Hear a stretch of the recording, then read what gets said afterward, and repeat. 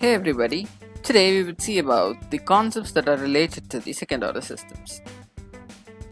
In the previous video, we did see about these three terms over here, the underdamped, critically damped and overdamped.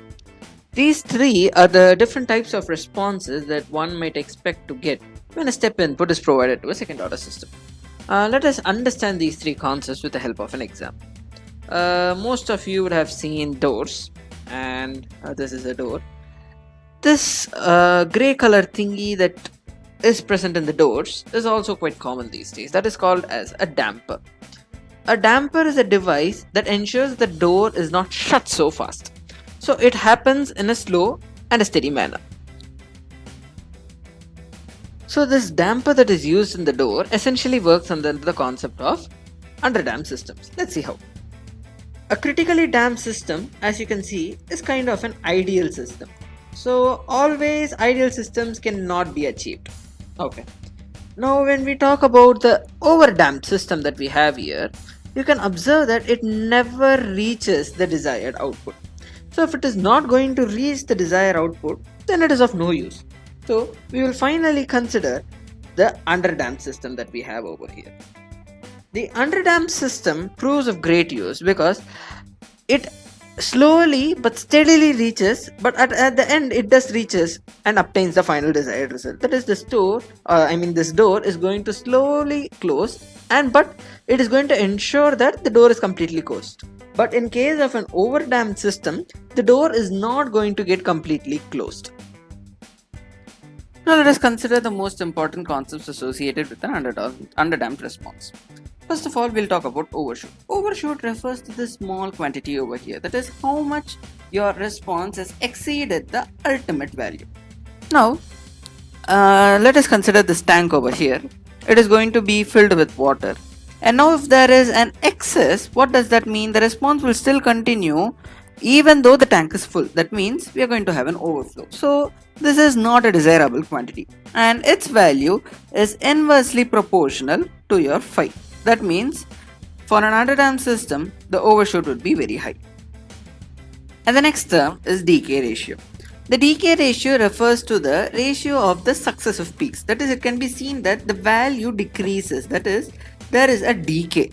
And this decay is directly proportional to phi.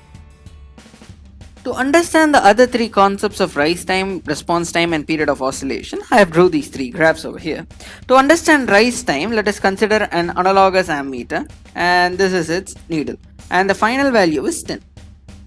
It will start from 0, it will go to something around 15 and then keep oscillating to finally reach the value of 10, which is its equilibrium value. The total time taken to attain equilibrium and show this value of 10 is called as the response time, whereas the time it takes to reach this 10 the very first time from 0 to 10 for the very first oscillation is called as the rise time. And then the time taken to reach two successive peaks is called as period of oscillation. But what does this graph show? There is something called as natural period of oscillation. To understand this concept, it simply means something when it is natural, that means there is going to be no resistance. That means there is going to be no damping. If there is no damping, that means there is no attenuation. When there is no attenuation, there is going to be no decay, and this is how it is going to be.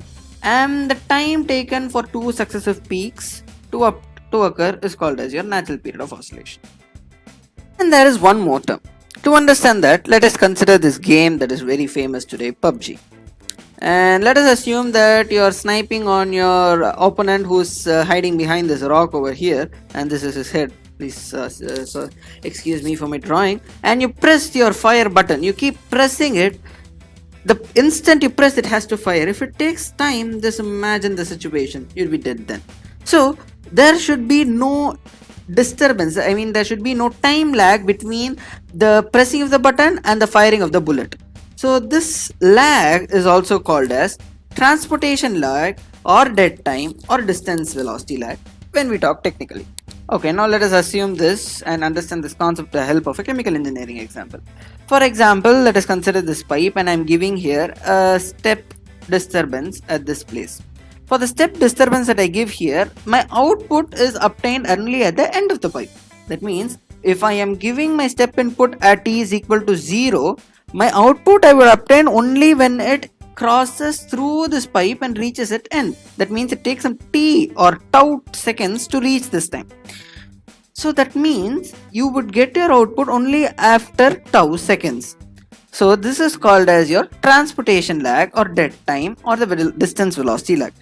We had talked about this concept over here. The tau is the measure of the period or the speed. So that is exactly what we see here again. So the tau is the one that tells how long it would take for the response to occur. In the next video, we will discuss about the mathematical approach to block diagrams and see the different types of problems that we might encounter in a process plant. Thanks for watching. If you like the video, please press the subscribe button.